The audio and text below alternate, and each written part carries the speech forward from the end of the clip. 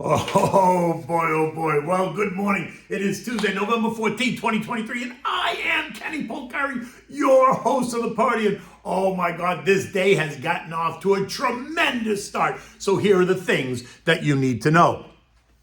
It is all about the inflation data, right? So at 8:30, we're going to get ready for the CPI, and the bet the bet is that it's going to be weaker, and in fact, it is, and markets are screaming, right? Stocks are ready to rumble. You could have felt it before the number, and you can certainly feel it after, right?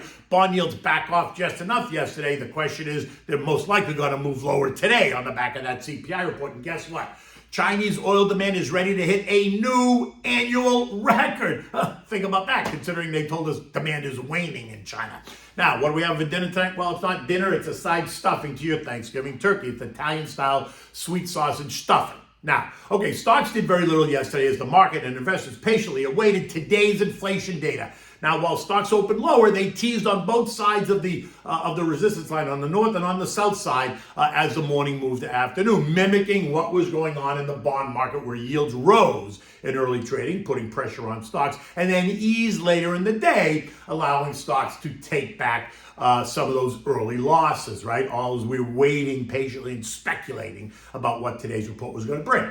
Now, Boeing, up $8 or 4%, was the clear winner for the Dow yesterday, adding 52 points to the Dow after Emirates Airlines out of Dubai announced that they ordered 95 new airplanes, totaling a $52 billion order, which brings their Boeing backlog to 205 planes, right? 205 777 planes and 35 787s, or something in the range of about $112 billion order. And then the rumor was that China's considering lifting its commercial freeze on the Boeing MAX 737s, making this a blowout week for the aircraft manufacturer. But the China story was just a rumor. ｃhé취 is not expected to make any formal aircraft announcement after he meets JoJo in a newly cleaned up San Francisco tomorrow. Now, at the end of the day, the Dow gained 55 points, or 0.2%, while the rest of the index ended lower. S&P lost 4 points, Nasdaq gave up 30, the Russell was flat, and the transports gave back 47. The biggest winners for the Dow were Boeing, Cat, Salesforce, Walmart, McDonald's, and Goldman, while the biggest losers on the Dow were Home Depot, Microsoft, Nike, and Apple. The 10-year ended the day yielding 4.63% after touching as high as 4.69.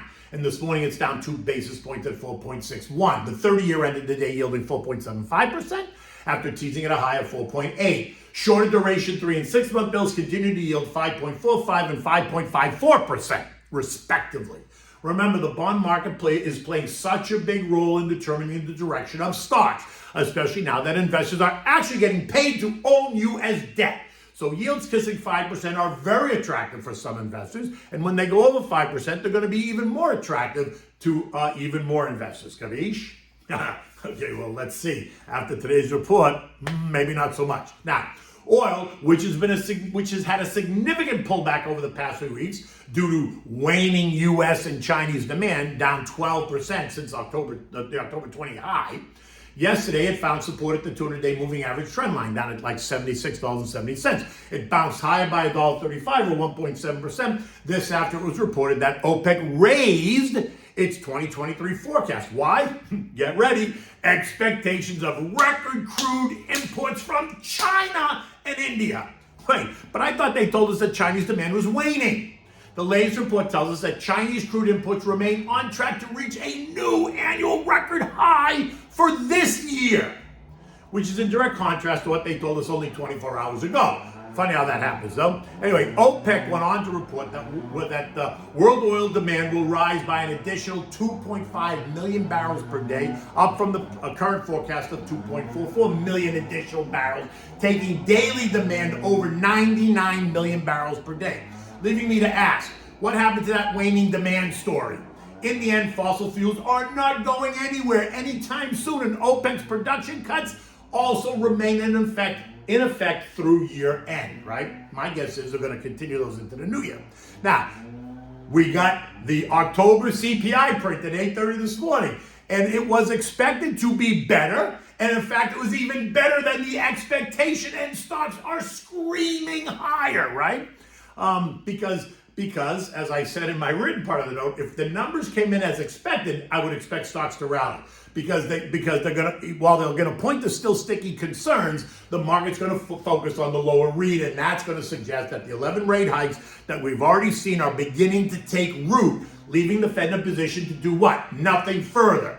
Remember, though, that the Fed needs to keep hope alive on two different fronts, right?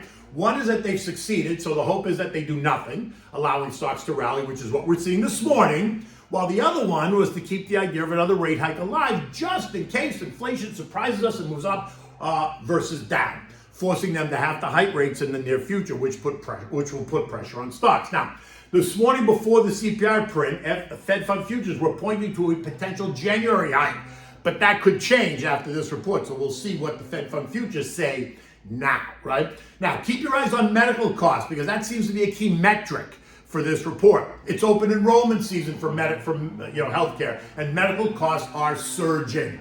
All while they tell us that used car prices continue to decline, which is great. But you want to know why they're declining? Because used car financing rates are now better than 10%. Who's kidding who?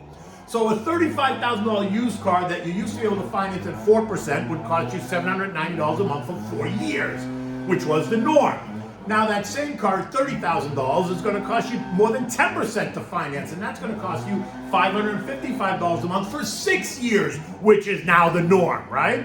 So they're going to tell you that you're paying $240 a month less, but you're going to be paying that lesser amount for an additional 2 years, which means you're really paying an additional $13,000 for that car that cost you less, right? It's comical, really, but it is what it is, and we voted for this, I guess, and that guy is really annoying me outside with the blower. Anyway, all I know is the stuff we need on a daily basis is not going lower. Anyone who goes food shopping can tell you that cereal is now $7 a box. It's cereal, never mind steak, chicken, fish, and veggies, and of course, Haagen-Dazs Dulce de Leche ice cream, which is absolutely delicious. Now, in addition, we're going to get real average hourly earnings year over year and weekly earnings year over year. And the weekly's not, and this does not have a survey estimate, but last month, the hourly number was up 0.5%, while the weekly number was revised to 0%. And then tomorrow we're going to get the October PPI, and that's going to tell us what happens at the producer level at prices. And after today's CPI number, maybe we're going to see a better PPI number. Right? And the preview is expected to be lower as well. It's just going to be, are we going to be surprised that it's even lower than what the expectation is? Because if it is, that's going to continue to set stocks up for an ongoing rally. Now, this morning U.S. futures were up. Well, they're up even more now. Dow futures up better than 250. The S&P's up 50. The Nasdaq was up 250. The Russell's ahead by 10. And that's suggesting that the markets are expecting price pressures to slow. And in fact, that's what we saw supposedly in this report. Therefore, interest rates would have peaked. And while the higher prices remain sticky, the report's going to lead the administration to accentuate the positives and eliminate the negatives. If they can convince the markets that there are no more rate hikes coming and the Fed is navigating a soft landing, then it is going to be risk on for stocks. The algos are going to trample over each other, trying to be the first ones out of the gate. And a move towards the 2023 highs of 4,600 is not going to be out of the question, at least not for today. So watch for Fed heads Philly Johnson at a conference in Zurich and Austin Goolsbee, who's here in the States, to speak later today. And both have been on the dovish side of the fence, so expect them to continue to make dovish comments, which is only going to add fuel to the upside rally. Adding to the excitement this morning are also slightly lower yields on the 2s, the 10s, and the 30s. And my guess is that those yields are going to continue to come under pressure. So bond prices will rise and yields will go lower. European markets are all higher this morning, not dramatically, but they're cautiously higher as investors. They're awaiting today's U.S. inflation data along with a range of eco data points across the Eurozone, right? Eurozone third quarter GDP declined. Eurozone unemployment fell. And then we're going to hear from Germany on their ZEW survey of economic sentiment. Didn't get that yet. The UK unemployment came in unchanged at 4.2%. Now, gold is holding steady at 1950, but after today's report, I would suspect gold is going to come under pressure.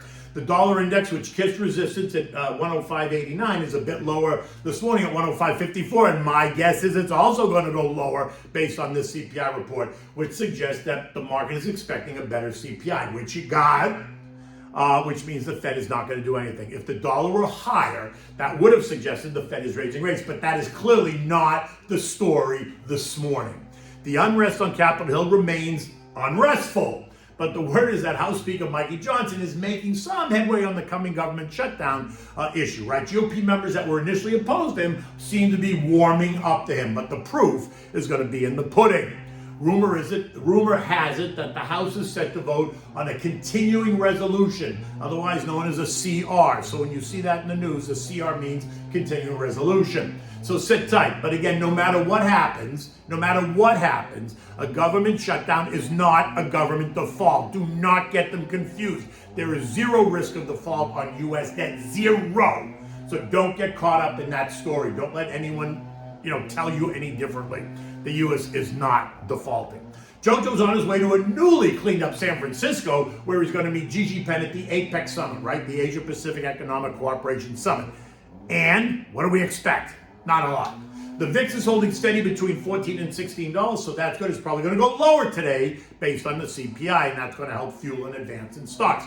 The S&P closed at 44.11, down 4 points. And you know by now what we think. The CPI came in better than expected, setting us up now for a risk-on rally. U.S. futures are up big, and that's going to further ignite this year-end Santa Claus rally. Remember, though, JJ himself is not convinced that we've won this war yet. So proceed with caution, which doesn't mean stay out. Absolutely not. It just means proceed with caution. I wouldn't go chasing any names, right? If you're in it, just enjoy the ride up, and then I'd be a buyer on any pullback. Okay, and you're not going to get the pullback today for sure, so maybe you do nothing today, which is perfectly okay. Okay, so now, what do we have for dinner? So this isn't dinner, like I said, it's a side dish for Thanksgiving, and it's a great Italian-style sweet sausage stuffing, which is so delicious. So for this, you need garlic, which you're going to slice. You need onions, which you're going to dice. You need Cuban peppers, those long, green, sweet peppers. You're going to chop those up. You need salt and pepper, sweet sausage meat out of the casing. You need celery, which you're going to chop up. You need Italian bread that you're going to cut into cubes, small bite-sized cubes. You need chicken broth, mashed potatoes, olive oil, and some white wine, which is optional, but you can always use it.